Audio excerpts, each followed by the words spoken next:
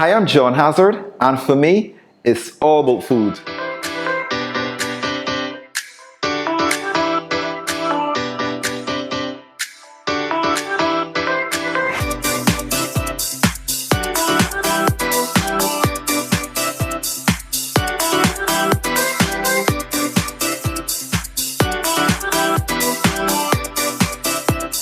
Okay, so we are finally making our sesame sourdough bread. And it's very, very simple. Well, I shouldn't say very simple because we took 7 days to actually make the starter. And now what we have done is that we have made a leaven. And this took 6 hours for it sitting on the table. So I made this morning.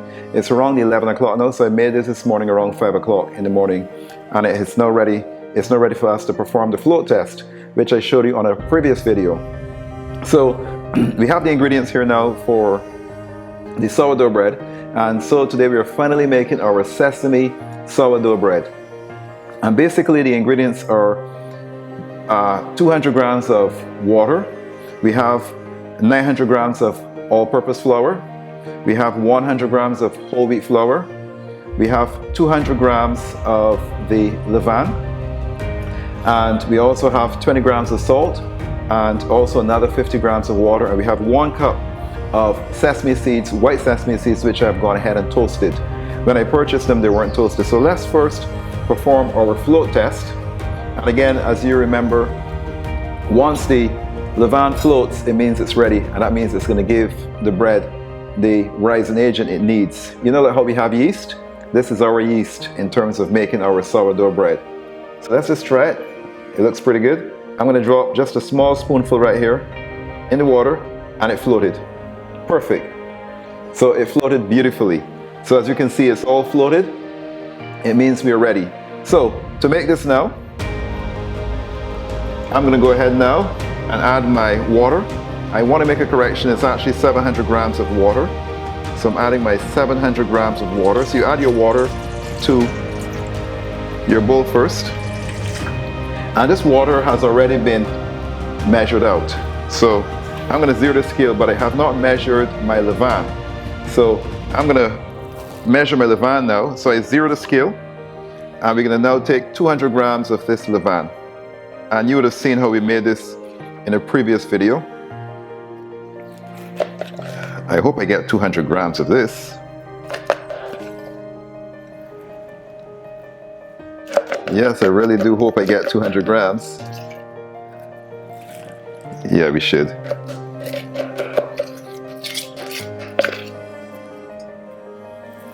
Yes, we have 200 grams. Just take off a little piece. Yes, 200 grams. Okay. So we have our 200 grams of our leaven. And what we do now, I wouldn't need a scale anymore because I already have all the other ingredients weighed out. So I'm just going to turn the scale off and put the scale to a side so you can see it really, really well. And then we're just going to now mix this in. You can use your fingers. I'm mixing this by hand so you can see the entire process from start to finish. So we mix this all in, get it all mixed in well. So once it's all mixed, I'll go ahead now and add my flours. So we just add all at one time. That's the whole wheat flour. And this is the all-purpose white flour. Just add this all in. Good. We're just putting these out of the way. And now what we do now is just we take our fingers and we mix this all up. So it's important as well for when you're making bread or anything at all, I always sieve all of my flour. It aerates the flour, and of course I have found so many strange objects in flour each time I make bread. So I don't want to be biting into that when I'm eating a loaf of bread, or a slice of bread I should say. So it's always advisable, always advisable to sieve your flour. And just use a drum sieve. If you don't have a drum sieve, you can just use a strainer, but a dry strainer, not a wet strainer. But just something to make sure that the flour is all sieved. So here we are now, we're just mixing this all in. And I'm using my hands. It's so wonderful to make this like this because you get to actually touch the bread instead of using a mixing bowl, a mixer. Now if we were making like 20 loaves of bread, as we would do in the bakery, we would definitely use a mixer at a very slow pace to mix this bread. But since we're just making 2 loaves is what this will yield us, we will just mix this here at home. As you can see, it's mixing it nicely. And we just keep mixing it. And I have my bowl scraper handy, which I will use when it's all incorporated, just to get all of the ends and get everything. But for right now, I'm just using my fingers to mix everything in nicely. And that's the whole process of what we're doing here. And it's a good little workout. Now this bread is something you want to have time to make, because this process now, as we have started this process, is going to take us at least about 4 hours. So you have to have 4 hours allocated in your day to make this bread. Now, the wonderful thing is that you can be making this bread at home, and while this bread is being made, you can be doing other things at the house. And you're making beautiful bread. Because the process I'm going to show you is that this entire bread is going to all remain in this bowl or in another container, but we don't actually have to put this out onto the table. So I take now my bowl scraper just to get all of the bread from around the sides. Mix this in really well. You see the dough is really nice and gooey. And as you can see, it's very simple ingredients, just the all-purpose flour, which was 900 grams, and the whole wheat flour 100 grams, which is 1,000 grams of flour. And as you can see, that was very simple. So that's all mixed. What I will do now, just take some of this off of my hand. That's all mixed in, good. And then what we do now is I'm going to go ahead and cover this with a cloth, or you can use some plastic wrap, and we allow it it's a process called AUTOLYSE. It's a resting period, and we want to rest this for 40 minutes. And that's what I'm going to do now. So I'm going to rest this for 40 minutes. Then when I come back after the AUTOLYSE period, is what it's called, we're going to go ahead and add the remainder of the water, which is the 50 grams of water and the 20 grams of salt, because we have to have salt for flavor. We will then mix this all in, and then I will show the next process. So I'll see you back in 40 minutes. Okay, so we have gotten through the AUTOLYSE phase, so I'm going to take this piece of cloth off, so you can always use a cloth. And as you can see, the dough is relaxed. I've left it for 40 minutes, so you can leave it to AUTOLYSE, what it's called, for 40 to 60 minutes, 40 minutes to an hour. Just a resting period, allow the dough to relax. You can't rush the dough. So what we're going to do now is, I have a container here of which I'm going to put the dough in, but what we're going to do now is we're going to go ahead now and add the remainder of the water, which is the 50 grams of water, and we're going to add the 20 grams of salt, because of course we must have flavor, and as you know, salt is flavor. So we're going to go ahead now and just mix this in, and the dough feels so much more pliable. Now it's rested for that period. It feels so pliable. So allow this now to mix all this in. And what I do now, we take the spatula too, and we get all the dough from the bottom, and we're just mixing this all in. But it feels so pliable. It really feels nice. And just mix this entire thing in. So again, we're using our hands to mix. I'm just using one hand, keeping the other hand dry. So just gonna mix this all in really, really well, until we get all of the salt and all of the water we added incorporated. But as you can see, the dough is forming into a nice ball presently. It's not sticking or anything to the bowl as it had initially when we first mixed it. But now it's rested, it's formed into a beautiful ball. And it's very pliable. As you can see, it looks really good. Looks really, really nice. So just keep mixing this all up. Good, so I think that all of the salt and the water now is incorporated. We're just gonna mix this up, just make sure we have all of it. And then what we're gonna do now is I'm gonna take a container. I'll just put this to a side a second. I'm gonna take this container here. And if you have, for example, a spray bottle, you will use that. But I'm just gonna put splash a little bit of water in there, not a lot, just a small amount, but if you have a spray bottle, you can use your spray bottle.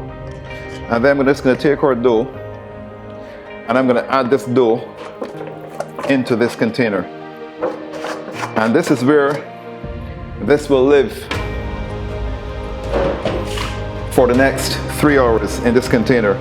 And I'm gonna show you the process of how we're gonna turn this dough every 30 minutes. We're gonna turn it. So this will stay here for 3 hours, and every 30 minutes, I will come and give it a fold. And I'm gonna show you the process of how to fold it every 30 minutes. So we're gonna go ahead now and cover this with a lid. We always have to make sure it's covered so it doesn't form a skin. And I'm gonna set my timer. You can use your mobile phone, which I always do, or you may have a separate timer. And I'm gonna time this for 30 minutes. And in 30 minutes, I'll come and give it one turn. And I'm gonna show that process. But what I'm gonna do next is I'm going to close off this video, come back with another video, and I'm gonna write down the times for you so you can see the entire process and how I plan out this entire bread. So I will see you on the next video. So what I like to do now is to show you how I go about timing my bread, because the bulk fermentation is actually going to be for 3 hours, but we have to give the bread a fold every half an hour. So I want to share with you my process of how I do it, and it depends on the time of which you put the bread into the container so it can bulk ferment. So basically, I would have started with my bread at 12:45 p.m. So 12:45 to 1:15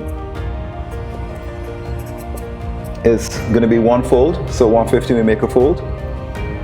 From 1:15 to 1:45 we make another fold, which would then be 1 hour. From 1:45 to 2:15 is going to be another fold. 2:15 to 2:45, another fold, which now would complete 2 hours. From 2:45 to 3:15 would be another fold. From 3:15 to 3:45 would be our last fold, and that will now complete 3 hours. And at that stage, what we will do is to take the bread out, divide it in half equally by weighing it on a scale, and then we will allow it to rest from 3:45 or say 3:50 to about half an hour to, it could be 15 to 20 minutes. So 3:50 to, let's say, 4:05. We will allow the 4:05, 4:10, we allow it to rest. And then I'll show the process by which we fold it and we place the bread in our Banneton baskets, and we're making 2 loaves of bread. So we're now going to move on now to the first stage of folding the bread, and I want to show you how to do that. And then we will continue straight through doing 6 folds over the next 3 hours. So I'll see you on the next part of this process of making the sesame sourdough bread. Okay, so we're now we have done our times. It's now 1:15, my alarm went off. So what I do is I cross off 12:45 to 1:15, and now I will go ahead and make my first turn. So we take our lid off. As you can see, our dough is nicely rested. We always must have a bowl of water that we can dip our hands into, because to keep the dough from sticking to our hands. And then what I do is I go ahead and we kind of lift the dough up a bit. So you see it's nice and soft and pliable. And then what we do is we're going to fold this onto itself. And then I'm just going to take it and turn it this way. So I fold it and then I turn it, say a 90-degree angle. And what I do, just rinse off my hands again, and in half an hour, I can just rest this back like this. In half an hour, I will be now making another turn, and I have 5 more turns to do. So while you're turning this, you could be doing something else on the computer, you could be doing housework, you can be doing many other things. And your bread is being made, because it doesn't actually have to go on the counter, it's just done in a container. So I will see you back when we do our second turn, and our second turn is when we're now going to be adding our sesame seeds. So I'll see you shortly. Okay, we're going to make our second fold now because it's now 1:45. So again, I go to my piece of paper and I cross off my time from 1:15 to 1:45, and we've now completed our second fold, which is actually 1 hour of the bulk fermentation process. So I'm going to go ahead now and uncover my dough. As you can see, it's rested beautifully. Again, I have my water to a side. You also want to moisten your hands, and I go ahead with my dough and I kind of push my hands underneath to lift it, to release it from the actual Cambro container, and then I'm just going to fold it now under itself. When I get right here now, I just turn it 90 degrees and fold it again, and then we go ahead now, place our lid back on top and allow this now to rest for another 45 minutes. So now we'll be up to 2:15 p.m. No, sorry, not rest for another 45 minutes, rest for another half an hour. So that will now be 2:15 p.m. So I will see you on the third fold. Okay, so we're now going to be making our third fold, but what we're going to do at this stage is that we're going to add our sesame seeds. So I'm going to cross off the 1:45 to 2:15 as it's now 2:15 p.m. and we're going to go ahead now and we will add our sesame seeds to our dough. Again, remember to wet your hands, and I'm just going to take all of the sesame seeds, and again this is a cup of sesame seeds, and add to my dough. And we're just going to mix this all in really well. Just want to get this all mixed in to our dough. And once we have the sesame seeds all incorporated, then we will go back and continue with our usual folding techniques that I was showing you. And we will continue that straight through until the very end. But what I'm doing here would also be constituted as a fold. It's just incorporating the sesame seeds into this mixture. I just want to make sure I get them all very well incorporated. And you can see it's such a beautiful mixture. It's not sticking at all to the container, to the Cambro container. It's a really lovely dough. I really truly enjoy making sourdough bread. It's a really relaxing kind of process, and then the reward is delicious bread at the end. You can't beat this kind of bread. It's very, very tasty. So I think we've now have that really nicely incorporated.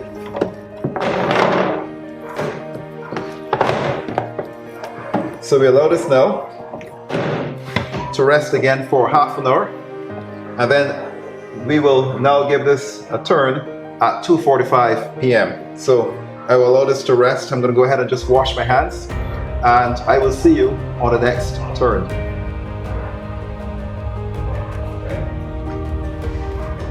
Okay, we're now going to be making our fourth fold, so we're getting closer to the end. And now this fourth fold would finish up our 2 hours of this process. So I'm going to cross off the 2:45 to 15 to 2:45 because it's now 2:45 p.m. And now this is now 2 hours of our bulk fermentation process. So again, I dip my hands in the water, and I'm going to now just lift my dough from all the ends. Dough looks pretty good. And again, we're going to fold it onto itself. So I lift up, fold, lift up, fold, lift up, fold, and then when I lift up at this time, I'm going to turn it 45 degrees and turn it this way. And that's now our fourth fold. So I'm going to go ahead and cover this now, as we always cover it after each fold. We don't want it to develop a skin. and we'll now put our timer for another 30 minutes, and at 3:15 we will do our 5th fold. So I'll see you back at 3:15, which is our 5th fold. Okay, we're now going to be making our 5th fold, and we're going to go ahead now and cross off because it's now 3:15, so it's from 2:45 to 3:15, which is half an hour. We go ahead now, open up our box. Our dough is looking magnificent, and we're going to go ahead now and give it our 5th fold. So remember, always wet your hands, and we're going to lift the dough off of the container, and then now we're going to fold it onto its own. And you can give it a good little smash if you want, and then take it and turn it 90 degrees, and it's finished. And now we will go ahead now and cover it.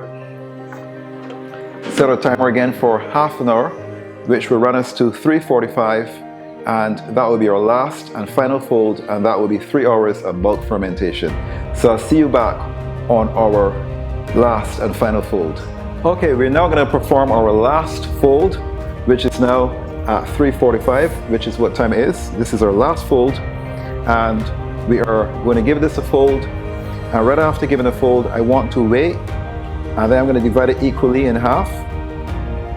And once it's divided equally in half, then we are going to go ahead and I'm just going to shape it into a ball and allow it to rest for at least about 20 minutes before we form it into our dough. Give it a few folds, and then we're going to put it into our Banneton baskets. So let's just go ahead now, lift this off again. I'm going to wet my hands, give it another fold.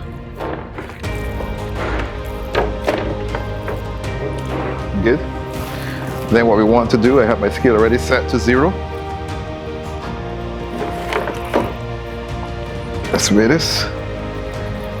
And we have a weight of 2060, so which is about 1030. We'll have to divide this into. So I'm going to take it back from here. I'm going to go ahead now with my bench scraper, cut this in half. Now let's weigh this again.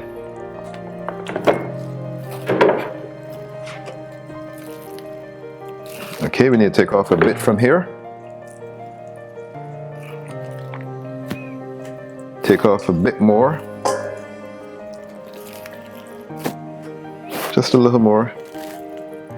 A little more. A bit more. There we are. So that's where we are. So what we will do now, I'm just going to move this bowl a bit. I just want to shift the scale.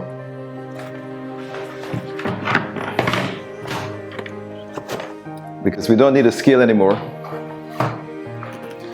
And what we will do now is I'm going to take a bit of bench flour and just a bit, not much. We're going to take our dough out to one side. Just get rid of that. Put a bit of bench flour in your hands. You don't want much on the table because we don't want to get too much flour into our mix. We just want to fold this right into itself. So you're taking all the corners, if you want to say, and folding right into themselves. I'm going to put a little bench flour in this right here.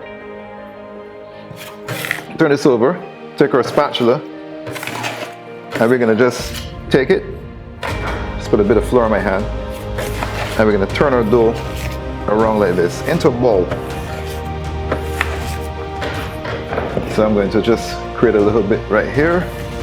That's a nice ball, and we're going to put that right there. And then we're going to do the same with the next one. Just a bit of bench flour. Take this one out, and again, just a bit of flour in my hands. We're going to fold now all the corners in. All the corners in. Take it, turn it over, and then we're just going to take the spatula, and let's say we went from 3 o'clock and come all the way to 9 o'clock, and just move it all the way around. That's the kind of ball we want. I'm just going to put a bit of bench flour there. Put this right here. And And then what we do, we're gonna allow this to rest for 20 minutes. I'm gonna time it. Just put a cloth over the top while this is resting.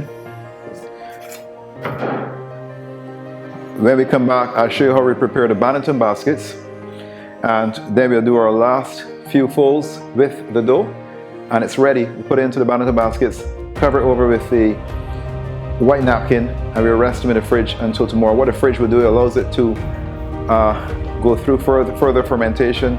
It develops flavor as well too, and allows it to rise some more. So, and it gives it a nice resting period.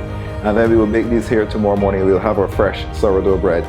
So I will be back in 20 minutes where we perform our final task with this wonderful sesame sourdough bread. Okay, 20 minutes has elapsed and our dough balls have been resting for 20 minutes. I just take this napkin off, and as you can see, they have kind of expanded a bit. But what I want to show you now first is I have the two Banneton baskets right here. Banneton basket. And we're gonna go ahead. I have some rice flour right here, as you can see, rice flour. And what I'm gonna do, let's just open this up first. I normally take this rice flour, I put the napkins in the Banneton basket, and then I sprinkle it with rice flour. So we're gonna first go ahead and take our napkin, just push down in this Banneton. And we have another one here. So we have two of them. And I just keep reusing these old white napkins I have, wash them in plain water and reuse them. So just take some. So you sprinkle rice flour in the napkins because you don't want the bread to stick to it. And it also gives it a nice white finish when it's finished as well when it's baked. But the main reason is so the bread doesn't stick inside of here. Okay, so we have that. So now that's done, I'm just gonna rest this to a side. I'm finished with this rice flour as well. Just gonna rest this to a side while we work on the bread here. So we have the bread. We're gonna take some bench flour, get some on our hands. I'm gonna take this first one. We turn it over like this. Some flour on our hands. And then what we do, we're gonna go up like this. So you fold this back. Fold this one back over as well. And this one back over, and then we take and fold this over, just like that. And just seal the ends. And then what we do now, just put a little bench flour here. And on my hands as well too. And bench flour is just all-purpose flour. We're now gonna take the two ends and twist them. We're gonna plait them. Just to kind of tighten the dough a bit. Then we take this end now, and we bring this right over, seal it. And you seal it with your bench scraper. We take it now. I want to show you so you can see. And we're now just going to take it and put the smooth side to face the bottom, because that's going to be the top of the bread, and this is the bottom. And then we just take the napkin, fold over like this, and that's now ready to go into the refrigerator. Let's do another one. So some bench flour, take the bread, some flour in our hands. We take the bread, come over, and then we're gonna go up this way, come halfway, come over. Then we're gonna take this end here and we come right over here, seal it. You can always rub your hands on the top like this as well to get flour in your hands. And then we're gonna take left and right, and we're just gonna plait it, come over like this. And this is just making the bread a little bit more tighter. And then we're going to take this end and come right over and seal it right there. Take the spatula. And then I take the bread now. Put it right inside there like that. And then we just fold this over. And that is our bread, finished, completed. And that's how you make great sourdough bread. And this one was sesame sourdough bread. I'm gonna put this in the fridge now. We're not quite finished because we have to bake it, but we have to bake it tomorrow. So I'm gonna put this in the fridge now overnight, allow it to rest, and then tomorrow we will go ahead and bake this bread, and I will discuss all of that with you tomorrow as well. So this is part one of making sourdough bread. It's a 2-day process, and tomorrow we'll bake the bread, and then we're going to taste this amazingly delicious bread tomorrow. So if you've enjoyed this video, please go ahead and like, subscribe, ring the bell, leave a comment, and I'll see you next time on All About Food. I'm John Hazzard, and it's been a pleasure making this bread with you.